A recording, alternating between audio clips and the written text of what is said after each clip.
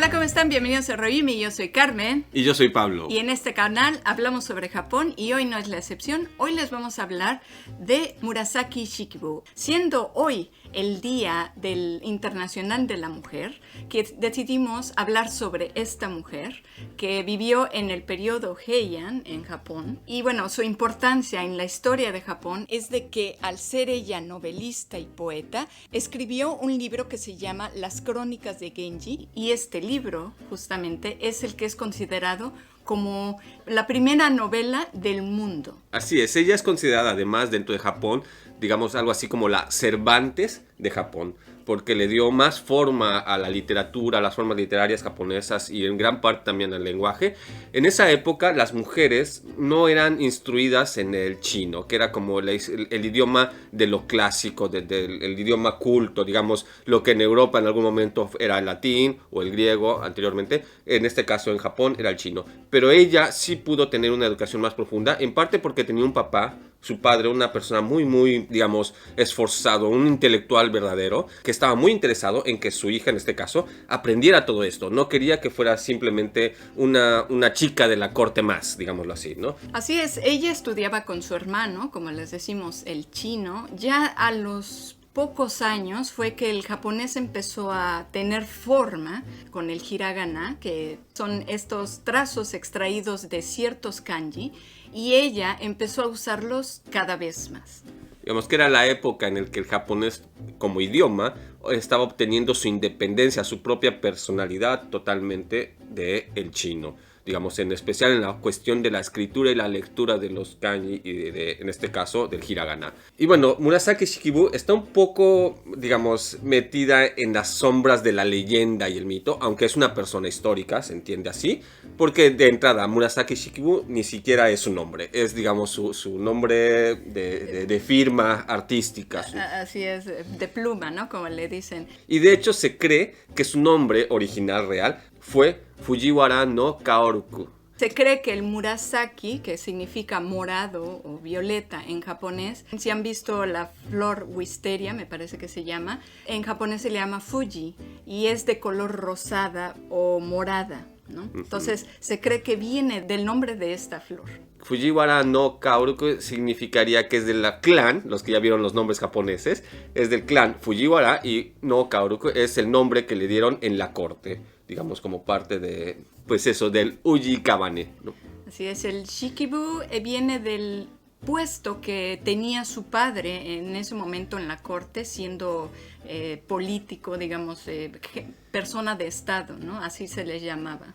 O sea, sería algo así como el término la doncella en el sentido de títulos nobiliarios en la corte, ¿no? Entonces era la doncella Violeta, pero era solamente su nombre artístico, nuevamente. Bueno, también Murasaki Shikibu tenía fama ya desde su época de ser una persona, ellos la describían como difícil de trato, quisquillosa, no simpática, digamos, pero lo que sucede, lo que muchos estudiosos creen, que lo que sucedía es que era una mujer muy inteligente, muy segura, muy independiente, y esto obviamente espantaba a muchos pretendientes y hombres de la corte que veían esto como una amenaza, por desgracia, como es normalmente en las sociedades patriarcales, ¿no? Así es, de hecho, se menciona también que su padre, digamos, se lamentaba por el hecho de que ella había nacido mujer y no hombre, ¿no? Como en toda esta inteligencia, toda esta independencia, toda esta fuerza de carácter, se lamentaba, ¿no? Decía, ¿por qué no naciste hombre, ¿no? Entonces era una persona que no encajaba tan bien en la sociedad en la que estaba, por lo mismo siento que es la importancia que tiene, ¿no? Sí, de hecho, ella estaba en una posición social, no era poco común en toda la época, no solamente en Japón, digamos, no era común en cualquier corte que te encontraras de las que conocemos por la historia, digamos, estamos hablando de toda Europa, China, etc. Para obtener posiciones de poder, tenían que sobresalir extremadamente, ¿no? Además de que habían matrimonios arreglados, como en todos lados, el padre de ella no permitió que se casase inmediatamente. O sea, no es de que llegó a la edad casadera, que en estos años se había sido los 15 años, 16 años, sino que se esperó, quedó con su familia hasta entrado los 20, e inclusive hay quien cree que hasta los 30 años. O sea, era lo que muchos hubieran criticado, dicho, como una solterona en ese sentido. Pero creo que esto a ella nunca le molestó, y de hecho tampoco al padre, como dices. El padre veía en ella prácticamente un hijo, pero no es en el sentido de que no quería a las mujeres, sino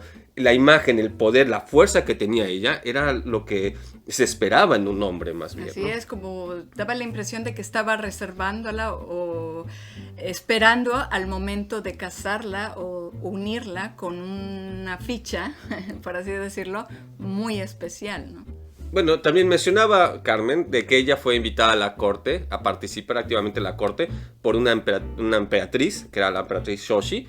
Ella, de hecho, entró en la corte siendo, digamos, un tipo de concubina, esposa, no la primera esposa del emperador anterior, y creció en la corte desde que tenía como 12 años. Y fue traída a Murasaki Shikibu por petición de Shoshi, para que fuese su maestra. Le enseñaba a leer, le enseñaba las letras, le enseñaba cultura, historia. Y fue tanto el apego de Shoshi, la admiración de Shoshi hacia Murasaki Shikibu, que cuando ella ascendió a ser la emperatriz, le pidió que se quedase pues como maestra, y era prácticamente maestra, consejera, su secretaria en todos los sentidos, su brazo derecho, ¿no? Así es, al punto de que la emperatriz Shoshi en un momento de su vida dijo, ya no quiero tener nada que ver con la corte, me retiro a meditar. Pidió que la acompañara. Entonces era muy apegada a ella, ¿no? Yo creo que más lejos de simplemente una admiración intelectual o una admiración como maestra, era ya incluso una amistad, ¿no? Veía todo el potencial, toda la inteligencia. Era realmente buscar a alguien con quien poder compartir estas pláticas profundas, de poder compartir discusiones sobre política, etcétera, ¿no? Porque si eran los hombres, muchas veces había esta diferencia de género y había un escudo en el que las mujeres no deberían estar hablando de estos temas. Y si era cualquier otra doncella de la corte, por desgracia, o no tenía preparación en esto, o estaba ocupada en otros menesteres para la corte, ¿no? Y en cambio con Murasaki Shikibu podían encontrar ese punto especial, ¿no?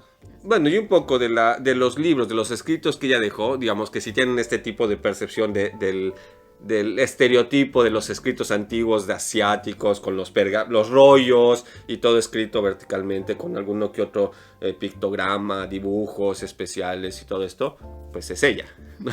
Ya desde el hecho visual. Así es, ella tenía su diario, que también se puede leer, Sí. Pero su libro más importante, como les decimos, es esta historia de Genji, ¿no? Las crónicas de Genji.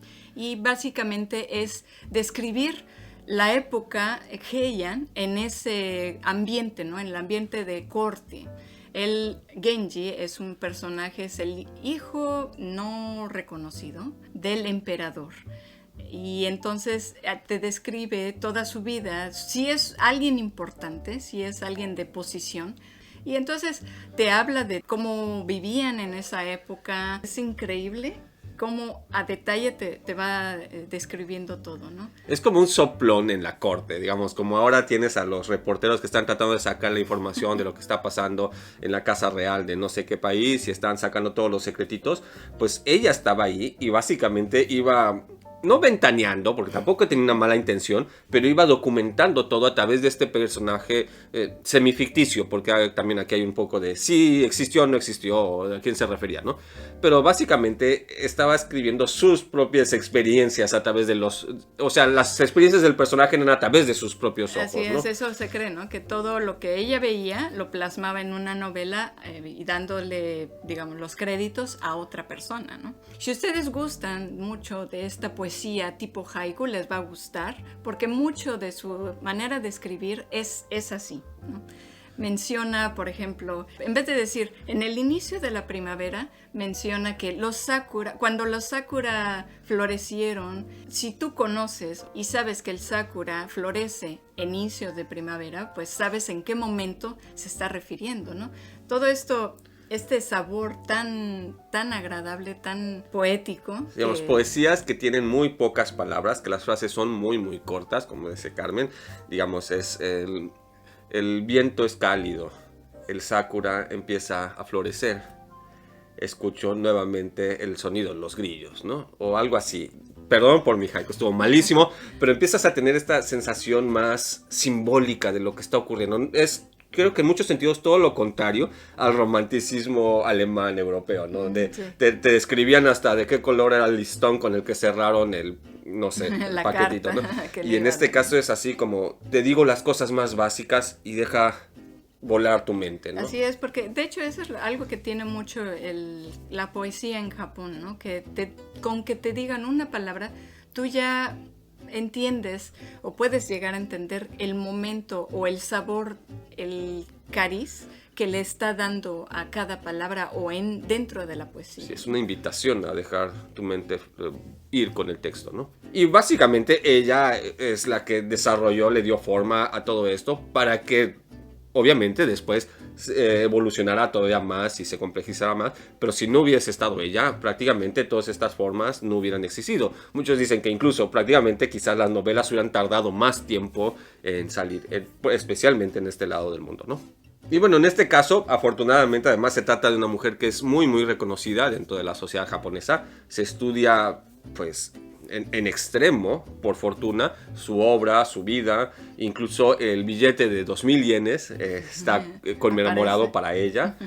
En las escuelas lo estudian como parte de la literatura, como parte de la manera de escribir en ese momento. No se diga también toda la documentación que puedes obtener por el libro que escribió, todo el contexto social que puedes tomar de ahí es impresionante, ¿no? Y creo que en cierto modo es una persona que vale mucho la pena mencionar en el Día Internacional de la Mujer, porque, digamos, no solamente demostró que el hombre y la mujer son iguales, sino en su caso fue mejor que cualquiera. O sea, no solamente que cualquier mujer fue mejor que cualquier hombre, fue mejor que cualquier escritor que viviera en esa época e hizo estas obras maravillosas, ¿no? Es simplemente decir, fue un mejor ser humano como, por lo menos como literato. ¿Y ustedes ya conocían a Murasaki Shikibu? ¿Habían escuchado de ella? Cuéntenoslo en los comentarios. Y si quieres seguir descubriendo Japón con nosotros, te invitamos a ver estos videos que están apareciendo en pantalla y a darle like a este video. Nos vemos entonces en el siguiente video.